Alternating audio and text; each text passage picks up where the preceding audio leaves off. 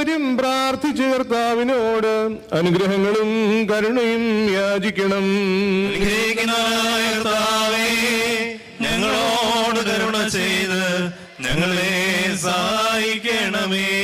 സ്തോത്രവും പ്രാഭവും പുകഴ്ചയും മാഞ്ഞു പോകാത്തതായ നല്ല ഉന്നത്യവും സദാ നേരവും ഇടവിടാതെ കരയേറ്റുവാൻ അടിയങ്ങളും യോഗ്യതയുള്ളവരായി തീരണമേ.